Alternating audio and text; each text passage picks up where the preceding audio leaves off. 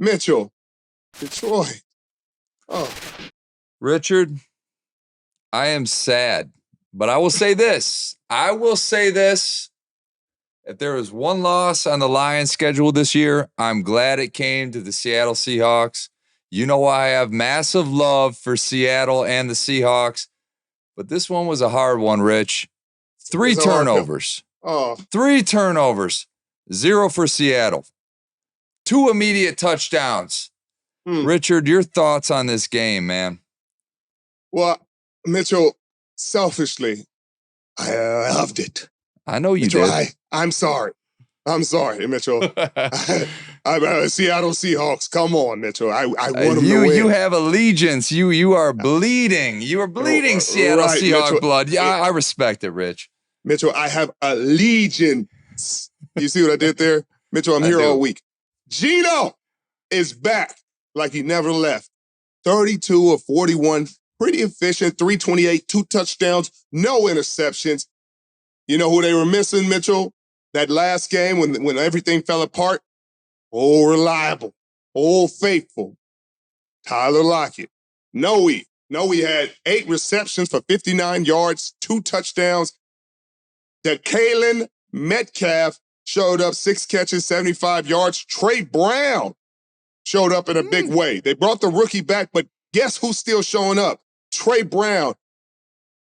Your boy Jared played a really good game. His streak of 383 consecutive passes without an interception ended, and of course it ended with a pick 6, Mitchell. Oh, that really broke the game open.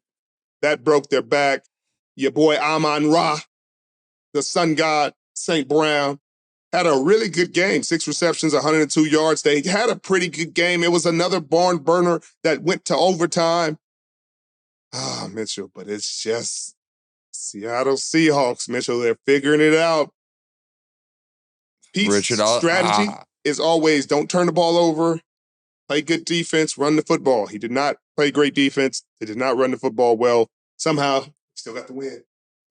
I'll say this, Rich. The storyline going into this game, Seattle Seahawks missing their 2 starting tackles. Abe Lucas, Charles Cross, surrendered 1 sack on the game.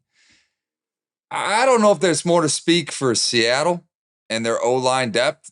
Kudos to Seattle figuring it out throughout the week. You know, this Pete Carroll football, right, Rich? I mean, next football. Man up, right? He finds a way, whatever it takes to win. They're on the road. Detroit, one of the hottest teams coming out, knocked off the defending champions. And you know who they couldn't knock off? Oh, Pete Carroll and them Seattle Seahawks. I'm happy to see it. Well, let's move to Washington.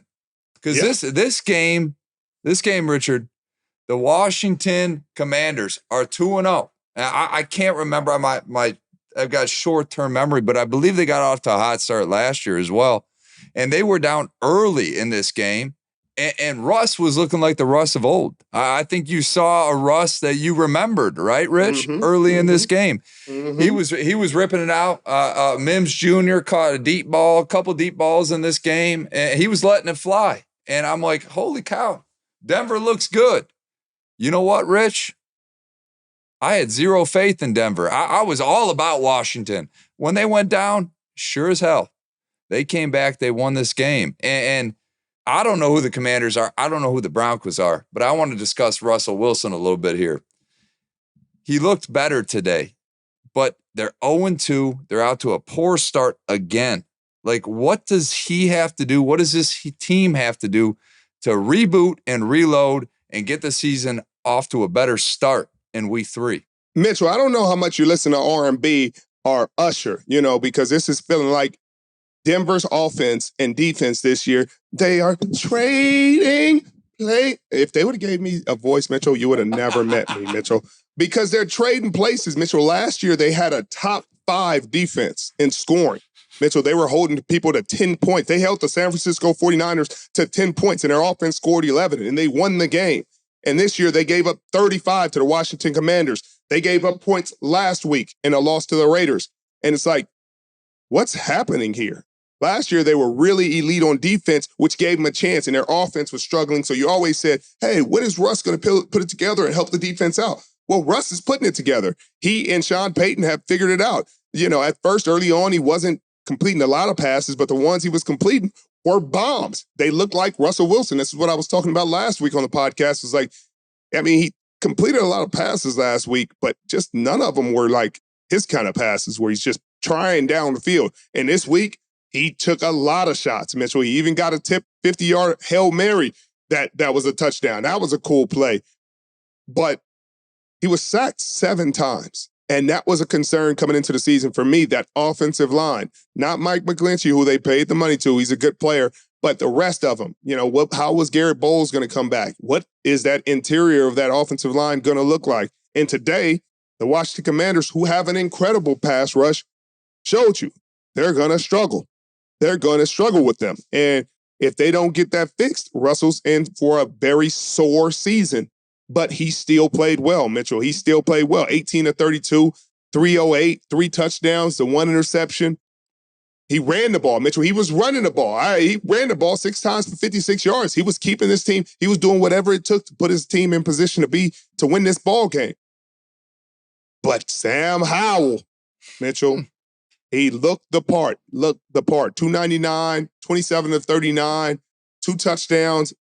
Brian Robinson looked really good, 18 carries for 87 yards, 2 touchdowns. Scary Terry got him a touchdown.